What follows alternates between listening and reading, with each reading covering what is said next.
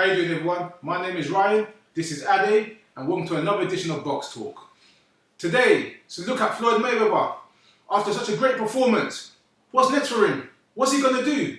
Who's he going to fight? Ade, what do you think? Well, firstly, I was going to briefly just talk about that performance very quickly against Canelo Alvarez. We said on our video, to be fair, that it could be a bit too early for Saul Alvarez, and it proved so, but still, let's not take anything away from that performance. That was a boxing masterclass. That was, in terms of boxing masterclasses recently, that was up there with Hopkins Pavlik in terms of just utter dominance from a guy that's physically stronger, everyone said was younger. Some people even said was equivalently faster. Obviously not. When I first watched it, I had 117, 112. When I watched it again, 118, 111. Yeah. I saw scorecards on ESPN had it 108, 120, complete shutout. Complete shutout. So where the hell did CJ Ross get 114, 114 from? Let me tell you Someone's getting money under the table. Let me tell you something, yeah? It's funny, we mentioned in the video previously that I said that when people have good rounds or close rounds against Mayweather, they seem to give him the benefit of the doubt. How CJ Ross got 140 when there was no close rounds? Yeah. I don't get it. I don't get it. Alvarez had like 10-second bursts when Floyd was on the ropes. Yeah. And he got a few good body shots. Floyd admitted too much in the post-fight press conference that, you know, he was still reeling from a couple of the body shots. Alvarez is a strong boy. They said he came into the ring at 165, possibly a bit more. Yeah. They weigh just as you, so you never know, probably a bit more in terms of weight. Floyd actually said he woke up and lost weight. Yeah. So he had to eat up to get back to 150. Yeah. That's a performer.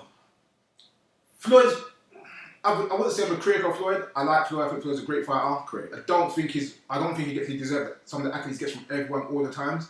But this performance does nothing but help his legacy. I mean, a fight they were trying to say was going to be 50-50, or a fight he's going to lose, or the one he's going to lose. But a lot of writers in America say he's going to lose, and this is the one that's going to count. The way he won, the class he showed, the performance, and when you look at his age, and you could say he's a better boxer now than he was 4 years ago. Yeah. Considering the level dedication, level of position, and the dedication to the defense. And another thing, it's weird because I was after the fight, I instantly went on ESPN and I was looking at some of where's Floyd in the all-time, because that's what they're going to start talking now. That's what the thing. And ESPN had a document. I had the top 50 sort of 4 years ago, and Floyd was in 40 something. Yeah, like 47 or 48. Something, high 40s.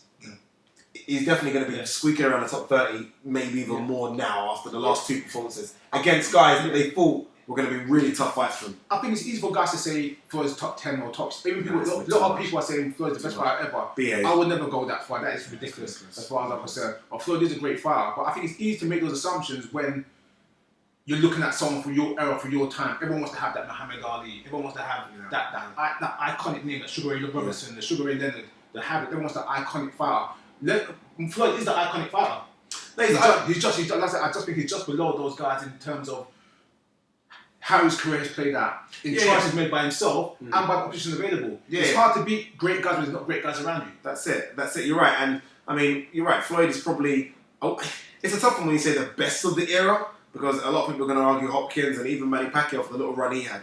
Even De La Hoya before that. So he's definitely in the top 3, 2, 3, 4 of this era, which I guess puts him in the top 30. I don't know about 20 yet, but 30 of all time for me. The thing about opinion polls, and they're subjective. I saw the boxing news, the British Republic and the boxing news one a couple months ago, or maybe a year ago now. It was, I think it was a semi show, but they had Floyd really, really high considering. But they also had a lot of fighters in there that mainstream guys wouldn't really know, because it was really a historical look. So when you look at fighters like that and you're comparing skills, it is really down to the guy's personal opinion of what you find appealing as a fighter. So people will find the ratio between defense and offense for Floyd great, where I will see it as well, and it's great, but I need more offense and see more angles and more different looks from Floyd. You know, a Floyd Mayweather fight is like a great painting. It's always the same. You don't see changes.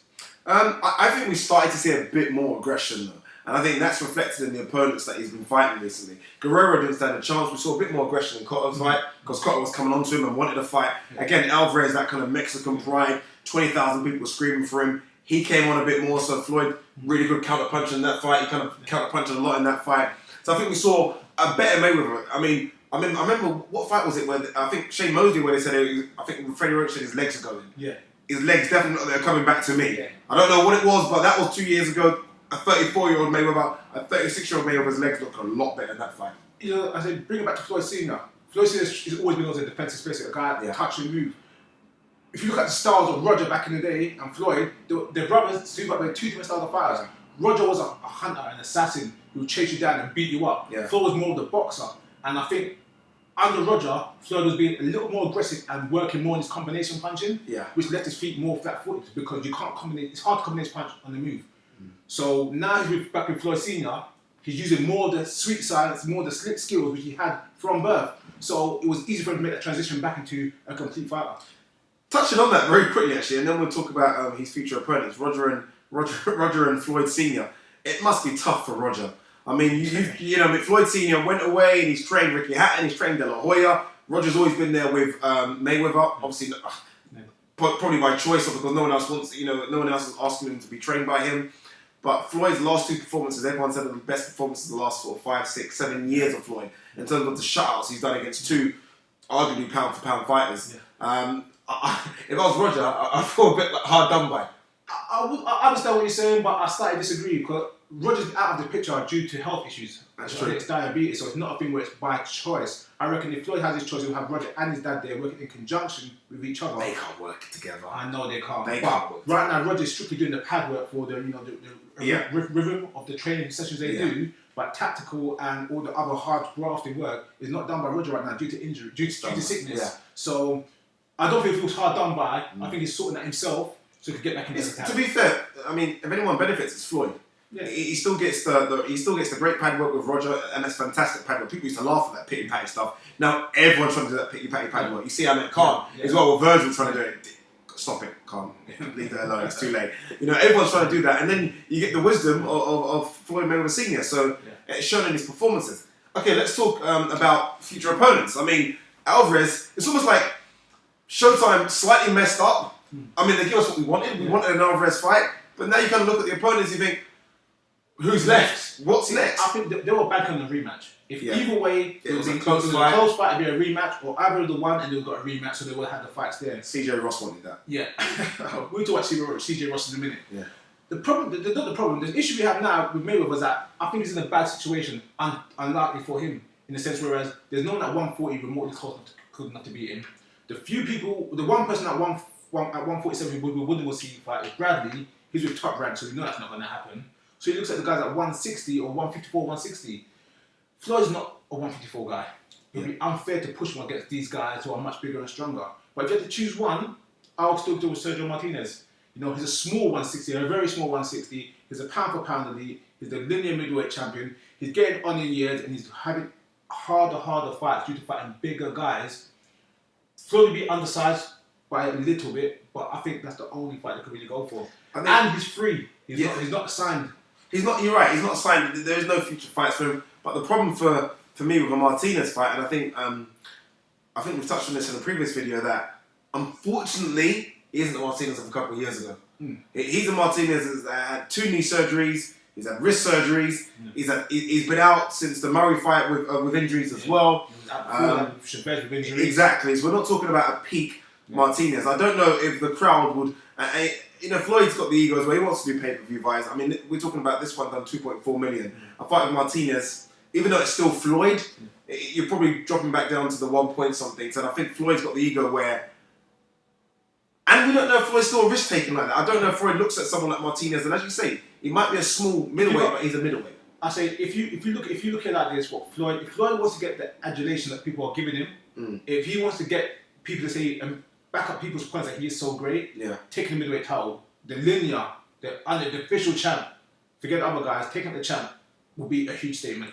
And that will give him that big jump on people's mythical power analysts for all-time greats. Another name that's been mentioned in that middleweight, and I think it's a risky fight, but he wins this and then he's definitely top 20 pound for pound for me, is GGG. I wouldn't do it, but straight away after the fight, he looked at the Ring magazine, Doug Fisher done an interview as well, and it was put to him, GGG.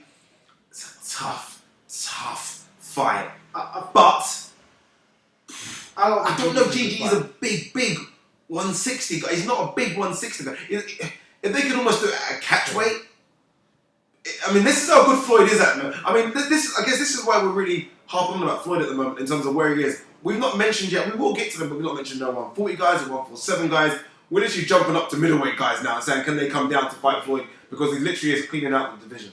Problem with GGG, which I think is not a good fight for Floyd, not because of Floyd and GGG, but I think it's not a good fight, is that GGG, they always put the offer out that he'll fight up to 168. Yeah. If he can make 168, then he's clearly a big 160. A big 160. Yeah, he might not look it physically, but physical size is not nothing about weight. Yeah, it's about, it's density. Yeah. So if you can make 168 and fight 168, you want to fight, you will fight Andre Ward like that. Yeah. I don't think you should be fighting for me when jumping down to 154. Yeah, you're right. But let's be honest, these guys aren't getting paid right now. When Floyd comes up to you and says, can you make 120? You'll make 120 pounds to fight Floyd. Brian Hope to say they're going to drop down to 160. You know what I mean? It's a joke. He'll say he'll come down. Because then Floyd brings the biggest payday of your career. It's that simple. I tell you what, you said it's a joke, but listen, one thing we know about Hopkins, one thing we know about Floyd, money counts. Money counts. Yeah, well. And it's as crazy as it sounds, the type of money that will generate, those two crazy men might bloody pull something crazy like that off. Let's look at the two big favourites in terms of realistic opponents. Showtime recently come out and mentioned Amir Khan's name. If Amir Khan beats Devin Alexandra, I mean, it's a fight I wouldn't want to see. Because I think it's recently, I tweeted this actually. I said, if you look at Amir Khan's last two performances and you look at Floyd Mayweather's last two performances, it's the biggest mismatch. It's like Ryan fighting me. No, I'm actually giving Ryan points on him beating me. But honestly, it'd be the biggest mismatch. And it's just, for me, it's just not a pay-per-view fight, really. What do you think? It's a pay-per-view fight if you bring it to the UK. The problem with Amir Khan and Floyd Mayweather fight is that Floyd, you say he wants to get a knockout, he'll get a knockout in this fight, guaranteed. Guaranteed. Amir Khan does it. I don't think Amir Khan has a bad chin. He has a bad recovery. Yeah. Floyd's punches are laser sharp. He doesn't miss accuracy. Yeah.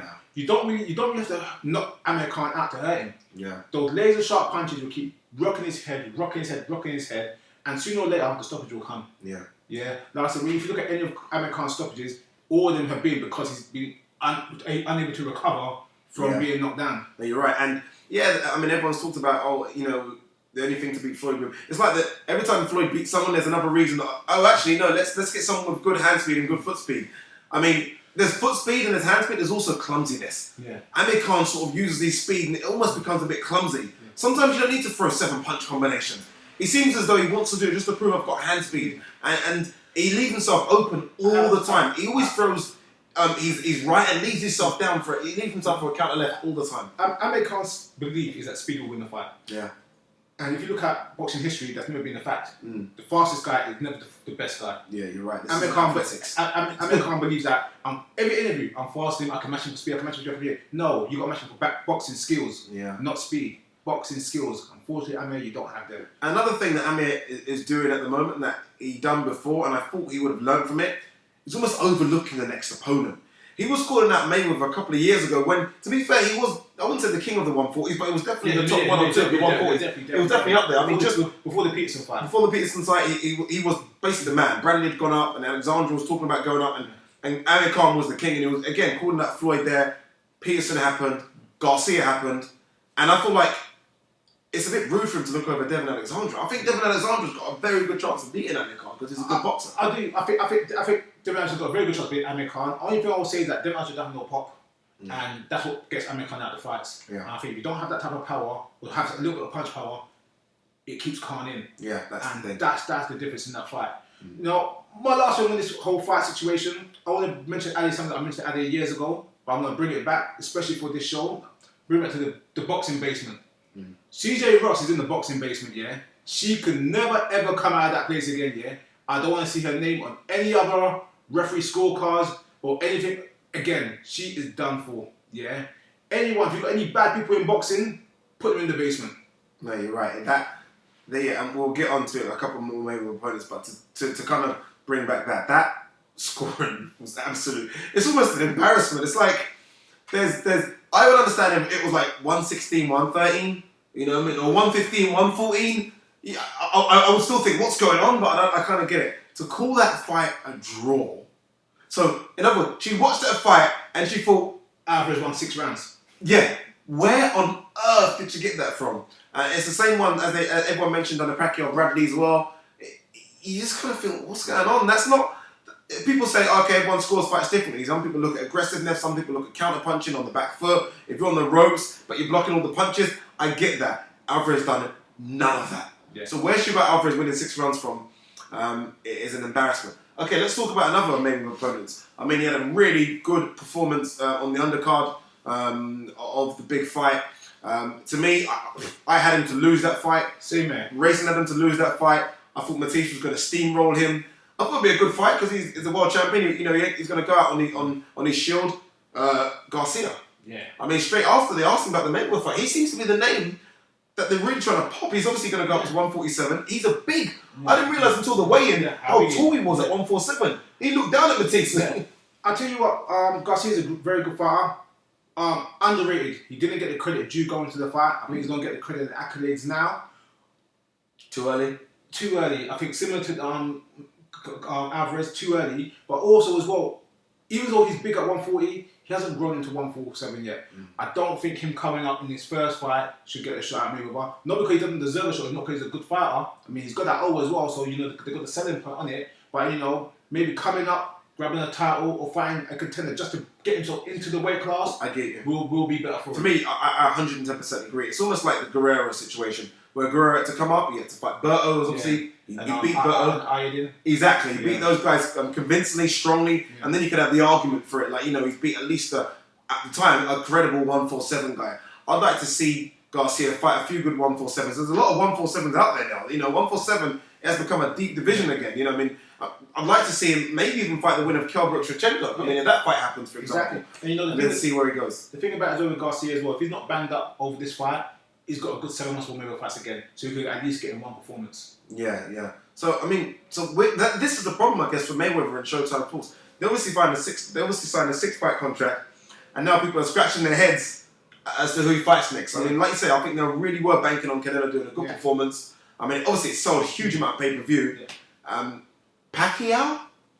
I mean, is that a fight that's dead in the water? If Pacquiao convincingly beats Brandon Rios, I mean, we kind of go at Pacquiao, but I mean, Pacquiao for me easily still beats Amir Khan. Pacquiao to me easily still beats Danny Garcia. Easily still beats Devin Alexandra. I'll tell you this now. If that fight was even possible and Pacquiao did agree to it, you still got major problems with Top Rank, Golden Boy, HBO, and Showtime. That talks, doesn't it? And that's another story. That talks. That's another video. Okay, last person before we move on from the subject. Timothy Bradley.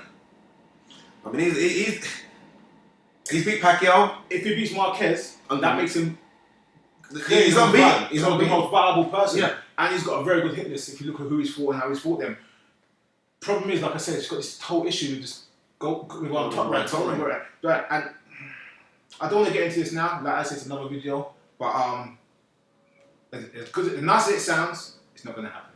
No? It's not going to happen. I mean, we're talking about, you're right, you're talking about a guy that's beat Pacquiao, a guy that's beat Devin Alexandra, he's beat Kendall Holt. Yeah. He's got a lot of fighters out there. And if he beats Marquez, I mean, he himself will probably struggle to find another. You know, one thing about me, people know I like proven fighters. Bradley's a proven fighter. There's no question marks over his head. And I got to say, I remember the 24/7 with Pacquiao. I actually liked it for him. He really entertained that fight. You know what I mean? He been there. You gonna knock me out? Prove it to me. You gonna knock me out? I remember that. So he does his thing. So honestly, final thoughts, then Ryan. Who's next for Mayweather? Final thoughts. Bookie favourite. I'll say Amir Khan. I think if he gets through Devin Alexander, they've got the international feed. They've got Wembley Stadium they're talking about. It sells over here. It sells over there. It's an easy market opponent. It's all under Golden Boy. It's all under one roof. Yeah, and Showtime Sports, they kind of released a statement today as well, saying they'll be happy with that fight as well. I feel sorry for Alexandra. He's definitely going to try and spoil the apple cart, but they said they'll be happy with the fight.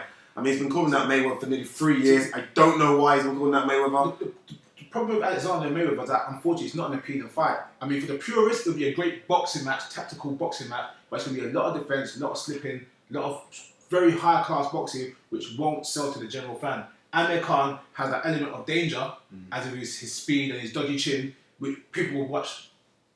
I think almost like Alvarez, where I think a lot of people were shocked that he quickly fought Alvarez that quickly. Yeah. I think we could be shocked in terms of who he fights. I don't know who the favourite is. I'm going to have to swear, I do know the favourite is. It's probably going to be Amir Khan in terms of the favourite. But I think we might be shocked again. Mayweather seems to be taking a bit more risk now in his older age. Kind of similar, I wouldn't say similar to Hopkins, because Hopkins would have fought anyone anyway. But Hopkins at his later age seemed to just take challenges on. Yeah. You know, Pavlik was a challenge, Tarver was a challenge. And I can see Mayweather kind of doing the same thing just to kind of build that legacy before he retires. I think Hopkins didn't have the choices back in the day as a Mayweather did. Yeah. So he couldn't take challenge, he had to take what was given to him. Once he made that mark, he made that actual level up with Golden Boy, he had his choice to make what he wants to make. Mayweather's in this different situation where he's actually had the choice to make what he wants to do. He's not dictated to by anyone. So that has a different trajectory for both their careers. Okay, before we end, very, very quick note. Briefly, where does Alvarez go from here? Alvarez, he's a good fighter. Yeah. He's a young fighter, he's 23. He could bounce back. I always mention a good example for boxers now. Everyone keeps forgetting that Vladimir Klitschko was knocked out twice within about a 6-month period. Yeah, against Corey Sanders and Lennon Brewster, and now he's the undisputed heavyweight champion of the world. Has not lost a fight in maybe 10 years. Does it hurt you more? People will forget. Does it hurt you more when you're a young fighter and you lose your unbeaten record, or an experienced fighter with your unbeaten record? I think as a young fighter, you can grow from it. Yeah. I think as an older fighter, when you see yourself at a certain level, to be humbled and put back down is a big thing. Right at his age, people say, look, you're young, you're kind up, blah, blah, blah. And you look at a lot of great fighters, they look like they're young and dominate when they're older. I think the thing as well for Alvarez is that there are a huge amount of fights at 154 for him anyway. Yeah. There's a lot of people trying to get back on that foot, and obviously we've got Cotto trying to get back on the foot. And if Cotto wins, I mean, May 5th, undercard of Mayweather, one of these fights, Cotto, Canelo Alvarez, that alone, even without a Mayweather fight as the main, would sell pay-per-view still. Cotto's still got that big name, and everyone's been asking for that fight a couple of years ago. I think the 154 is very thick, but I think Alvarez, I wouldn't say take a step back. I think Cole will be too much for him right now. Yeah. I think he'll need someone else. Cole, again, just like we talked about, is a seasoned pro. Cole's a seasoned pro. He's a tough guy. There's other kind of warm-up fights. Yeah, warm-up fights out there. If he needs to. Build his confidence back. Don't damage the damaged goods. Okay, cool. All right, guys, what do you think? What's next for Mayweather? As we mentioned, Khan's the favourite. Would you want to see a Khan versus Mayweather? Would you want to see him really cement his legacy and take on a Sergio Martinez or a GGG? Or will he just take another tune-up fight? I mean, Showtime Sports knows, and Mayweather knows, he needs to make the money. I mean, he needs pay-per-view buys. They're not going to accept 1.1 from him anymore. This is probably done a 2.4 million fight, so they want big, big fights. Is Khan a big enough fight? Leave the comments below or email us at BoxTalk@hotmail.co.uk. Guys, thanks for tuning in for another edition of BoxTalk.